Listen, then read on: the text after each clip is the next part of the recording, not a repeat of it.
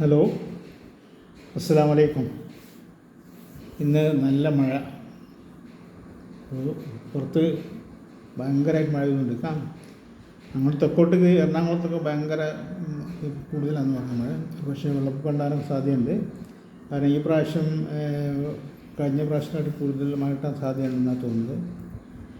പിന്നെ ഇന്ന് നമ്മളെന്താ സംസാരിക്കുക, എന്തെങ്കിലും വിഷയം കിട്ടണ്ടേ?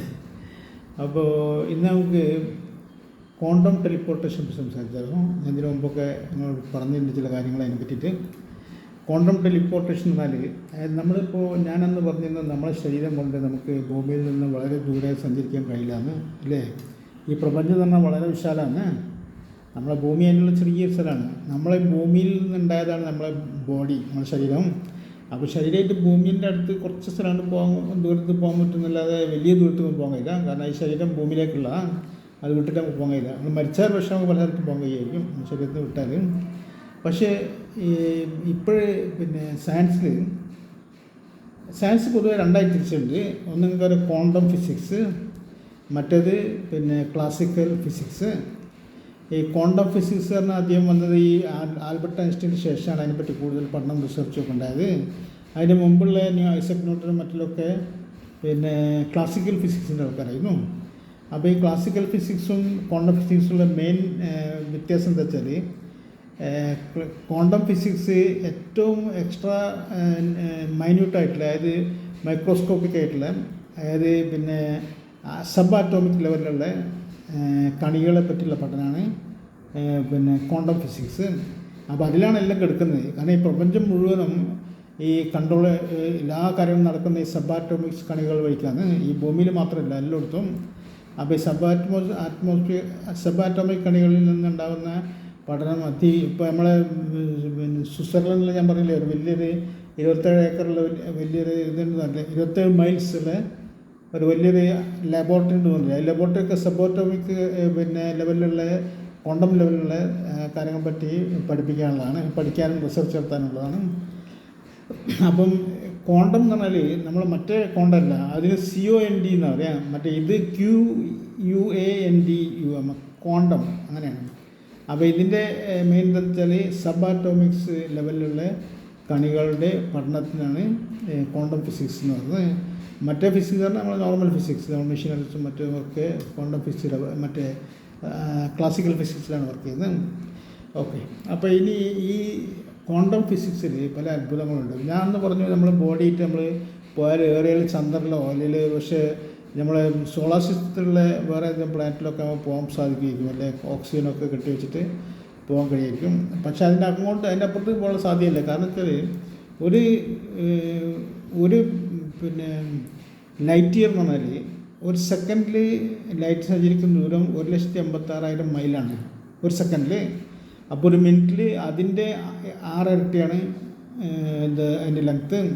അപ്പം പിന്നെ അതൊരു ദിവസത്തിലെത്രയായിരിക്കും, ഒരു ആഴ്ചയിലെത്രയായിരിക്കും, ഒരു മാസത്തിലെത്രയായിരിക്കും, ഒരു കൊല്ലത്ത് ലൈറ്റ് സഞ്ചരിക്കുന്ന ദൂരമാണ് ഒരു ലൈറ്റ് ഇയർ എന്ന് പറഞ്ഞാൽ. അപ്പം നമുക്ക് ഒരു ലൈറ്റ് ഇയർ നമ്മുടെ ജീവിതത്തിൽ നമുക്ക് സഞ്ചരിക്കാൻ സാധിക്കില്ല, നമ്മളപ്പോൾ അത് മരിച്ചു പോകും. കാരണം ഒരു ലൈറ്റ് ഇയറിൻ്റെ ദൂരം നമ്മൾ സഞ്ചരിച്ചാൽ നമ്മളവിടെ എത്തൂല. നമ്മളെ ആയുസ്സിന് ടൈം കഴിഞ്ഞിട്ട് എത്തുള്ളൂ. മനസ്സിലായില്ലേ? നമ്മൾ ഏറ്റവും അടുത്തുള്ള പിന്നെ പ്ലാനറ്റ് പിന്നെ സോളാർ സിസ്റ്റം, പിന്നെ അതിൻ്റെ പേര് ഞാൻ പറഞ്ഞു. അപ്പോൾ അതിൽ പിന്നെ എത്തണമെങ്കിൽ നമുക്ക് സാധിക്കില്ല, മനുഷ്യന് സാധിക്കില്ല, മനുഷ്യൻ്റെ ഈ ബോഡി കൊണ്ട് പോകാൻ സാധിക്കില്ല. അപ്പോൾ ഒരു 1000 കോടി ലൈറ്റ് ഇയേഴ്സ് അകലെയുള്ള സ്ഥലത്തേക്ക് പോകാൻ കഴിയുമോ? ഒരിക്കലുമില്ല. അപ്പോൾ അതിനുള്ള ഇപ്പം നമ്മളിപ്പോഴത്തെ ടെക്നോളജി ക്വാണ്ടം ഫിസിക്സ് എന്ന് പറഞ്ഞാൽ തന്നെ അതിപ്പം ബേസിക് ലെവലിലാണ്, ഇപ്പോഴും പ്രിമിറ്റീവ് ടൈപ്പിലാണ്. പിന്നെ മനുഷ്യൻ്റെ മനുഷ്യൻ്റെ ഈ സിവിലൈസേഷൻ എന്ന് പറഞ്ഞാൽ നമ്മളിപ്പോൾ ടൈപ്പ് 0 സിവിലൈസേഷനിലാണ്. ടൈപ്പ് 0 ആണ് നമ്മൾ പ്രിമിറ്റീവ് ലെവലിലാണ്. ടൈപ്പ് 1, 2, 3 എന്നൊക്കെ പറഞ്ഞാൽ അതാണ് അതിൻ്റെ ഇതിലേക്ക് പോകുന്ന ഇനിയും കുറേ കൊല്ലങ്ങൾ കഴിയണം.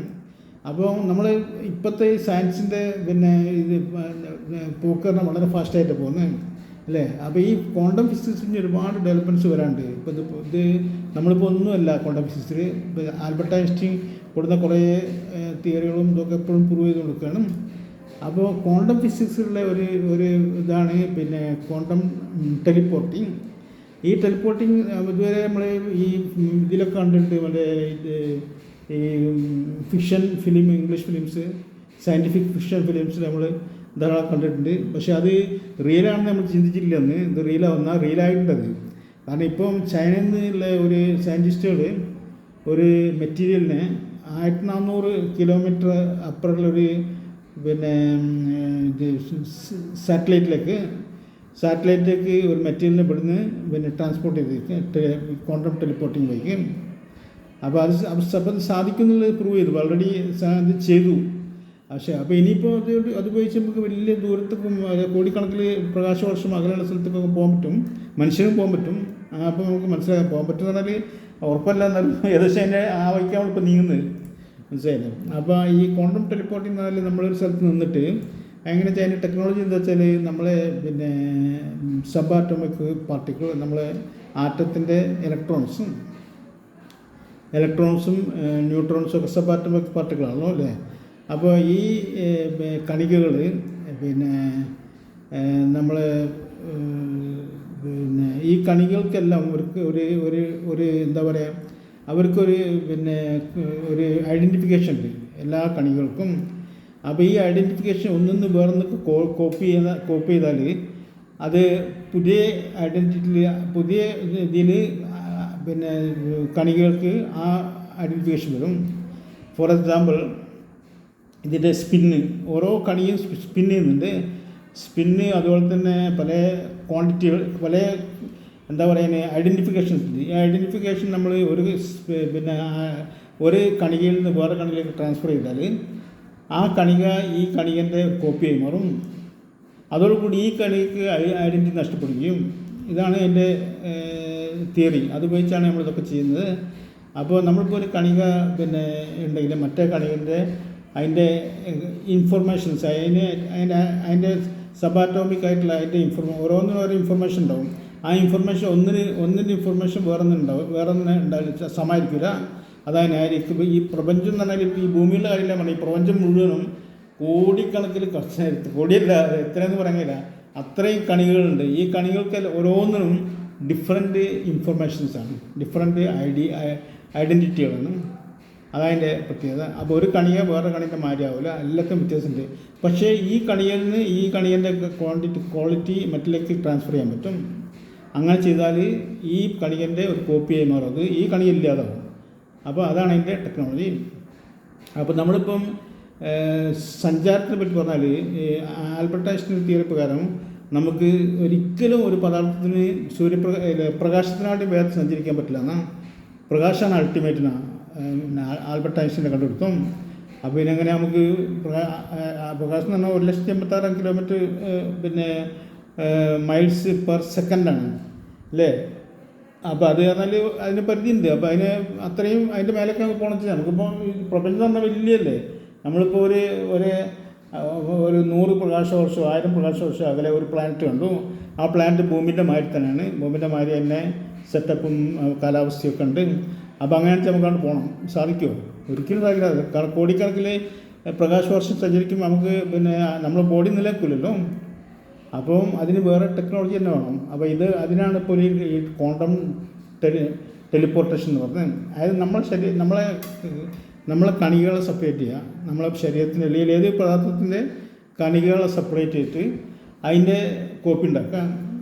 ആ കോപ്പി ഉണ്ടാക്കിയാൽ ആ കണികൾ നമ്മുടെ ശരീരത്തിൻ്റെ എല്ലാ ഭാഗത്തിനും കണികൾ വേറെ കോപ്പി ആക്കിയാൽ അത് നമ്മുടെ ബ്രെയിനും ഇൻഫർമേഷൻസും ഒക്കെ അതിൽ പെടും, നമ്മുടെ ചിന്തയും ഒക്കെ അതിൽ പെടും. അതാണ് ട്രാൻസ്ഫർ ചെയ്താൽ ഇതിൻ്റെ കോപ്പി ചെയ്ത് അതായി കഴിഞ്ഞാൽ മറ്റേ കോപ്പി ഓട്ടോമാറ്റിക്കായിട്ട് ഇല്ലാതാവും. അപ്പോൾ എന്താ അപ്പോൾ ട്രാവൽ ചെയ്ത മാതിരി തന്നെ ആയി എല്ലാം നമ്മളെ ബോഡിയും നമ്മളെ ബ്രെയിനും നമ്മളെ ഇൻഫർമേഷൻസും ഒക്കെ ട്രാൻസ്ഫർ ആവുകയാണ്. മനസ്സിലായില്ലേ? കാരണം കണികളിലെ എല്ലാ ക്വാളിറ്റീസും അങ്ങോട്ട് ട്രാൻസ്ഫർ ആവുകയാണ്. അപ്പോൾ നമ്മളിപ്പോൾ ചൊവ്വയിലേക്കോ അല്ലെങ്കിൽ ചൊവ്വൊക്കെ ഇവിടെ അടുത്ത സ്ഥലമാണ്, അങ്ങനെ നമ്മൾ വേറെ സോളാർ സിസ്റ്റത്തിലേക്കോ അല്ലെങ്കിൽ വേറെ ഒരു ഗാലക്സിയിലേക്കോ പോകണമെങ്കിൽ ആദ്യം നമ്മളവിടെയുള്ള ഒരു ഗ്രഹത്തിനെ കണ്ടെത്തണം. കുറേ കോടിക്കണക്കിന് ഗ്രഹങ്ങളില്ലേ, അതിലൊരു ഗ്രഹം നമ്മളെ ഭൂമിയോട് സമാനമായിട്ടുള്ളതും കാലാവസ്ഥ ഉള്ളതും അന്തരീക്ഷമുള്ളതും ഒക്കെ ആയിട്ടുള്ള നല്ലൊരു അടിപൊളി ഒരു ഗ്രഹം കണ്ടുപിടിക്കാം. എന്നിട്ട് നമ്മൾ അവിടുന്ന് അങ്ങോട്ട് ടെലിപ്പോർട്ടിങ് ചെയ്യുക. അപ്പോൾ നമ്മൾ അങ്ങനെ അവിടെ എത്തുമ്പോൾ നമ്മൾ ട്രാവൽ ചെയ്യുന്നില്ല. യഥാർത്ഥത്തിൽ നമ്മൾ ഇവിടുന്ന് 1 കോടി പ്രകാശവർഷം അകലെയുള്ള സ്ഥലത്തേക്ക് പോകുമ്പോൾ ട്രാവൽ ചെയ്യുന്നില്ല. നമ്മൾ ഈ കണികകൾ അങ്ങോട്ട് കോപ്പി ചെയ്യണം. ശരി, കണികൾ എന്ന് പറഞ്ഞാൽ ഒരു ഭാഗത്തിന് മാത്രമല്ല, കംപ്ലീറ്റ് നമ്മളെ ബോഡീൻ്റെ കംപ്ലീറ്റ് ബ്രെയിനും ചിന്തയും എല്ലാവരും വിടും. അങ്ങനെ കോപ്പി ചെയ്താൽ നമ്മൾ തന്നെ അവിടെ ഉണ്ടാവുകയാണ്. കാരണം നമ്മളെല്ലാ ക്വാളിറ്റീസും നമ്മൾ തന്നെ ആയത് നമ്മൾ ഈ കോപ്പി പോയി അവിടെയുള്ള കോപ്പി വന്നു. അപ്പോൾ ശരിക്കും രണ്ടാമത്തെ തന്നെ അവിടെ റീക്രിയേറ്റ് ചെയ്യാണ്. മനസ്സിലായില്ലേ? അതേ സമയത്ത് ഇവിടെ പിന്നെ ഇവിടുന്ന് അങ്ങോട്ട് ട്രാവൽ ചെയ്യുന്നില്ല. ഇവിടെയുള്ള അതിൻ്റെ ഒരു കോപ്പി അവിടെ ക്രിയേറ്റ് ചെയ്യാം. അത് ക്രിയേറ്റ് ചെയ്താൽ നമ്മളവിടെ എത്തും. നമ്മളെല്ലാ കണികളും നമ്മൾ കോപ്പി ചെയ്താൽ നമ്മളെ ബ്രെയിനിൻ്റെ ഇൻഫർമേഷൻസും ചിന്തകളും എല്ലാം കോപ്പി ചെയ്തപ്പെടും. അപ്പം നമ്മളവിടെ എത്തി. ഇവിടെ 1000 കോടി അല്ല 1000 പ്രകാശവർഷം അകലുള്ള സ്ഥലത്ത് പിന്നെ ഒരു പ്ലാനറ്റിൽ ആ പ്ലാനറ്റ് കാര്യം കണ്ടുപിടിക്കണം. അവിടെ എത്തിയിട്ട് അവിടെ നമ്മൾക്ക് ഒറ്റ സെക്കൻഡ് കൊണ്ട് എത്തും. ശരി, അപ്പോൾ അതാണ് ഭാവിയിലുള്ള യാത്ര. ഇതാണ് ഇപ്പോൾ ഓൾറെഡി അത് പരീക്ഷിക്കപ്പെട്ടതാണ്, നടക്കുക സംഗതി. അപ്പോൾ ഇതിനാണ് ക്വാണ്ടം ടെലിപ്പോർട്ടേഷൻ എന്ന് പറയുക. ക്വാണ്ടം ടെലിപ്പോർട്ടേഷൻ പെട്ടെന്ന് നിന്നിട്ട് നമുക്ക് ഒറ്റ ഡിസപ്പിയർ ആവും, അവിടെ അപ്പിയർ ചെയ്യും. മനസ്സിലായില്ലേ? അപ്പോൾ അത്രയും ദൂരം കോടിക്കണക്കിന് പ്രകാശവർഷം അകലെ നമുക്ക് സഞ്ചരിക്കാൻ കഴിയും. നമ്മൾ യാത്ര ചെയ്യേണ്ട ആവശ്യമില്ല, അവിടെ നമ്മൾ ക്രിയേറ്റ് ചെയ്യപ്പെടും. അതാണ് അതിൻ്റെ ടെക്നോളജി. ശരി, അപ്പോൾ ഇനിയിപ്പം ഇപ്പോൾ ചൈനക്കാർ ഇപ്പോൾ ഇത് ഉണ്ടാക്കിയല്ലോ ഒരു പിന്നെ സാറ്റലൈറ്റിലേക്ക് 1400 കിലോമീറ്റർ അകലെയുള്ള സ്പേസിലുള്ള സാറ്റലൈറ്റിലേക്ക് അവർ ഇവിടുന്ന് പദാർത്ഥം ടെലിട്രാൻസ്പോർട്ടേഷൻ ചെയ്യുന്ന പറഞ്ഞ്, അതായത് ക്വാണ്ടം ടെലിപ്പോർട്ടേഷൻ ചെയ്യുന്ന ഇപ്പോൾ അത് ക്ലെയിം ചെയ്തു, ന്യൂസിലൊക്കെ വന്നിരുന്നു. അപ്പോൾ അതിൻ്റെ അർത്ഥം അത് സംഗതി നടക്കുന്നുള്ളതാണ്.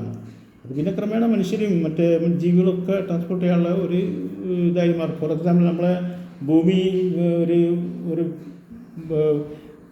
നമ്മൾ സോളാർ സിസ്റ്റം മെയിൻ സെൻറ്റർ സൂര്യനല്ലേ.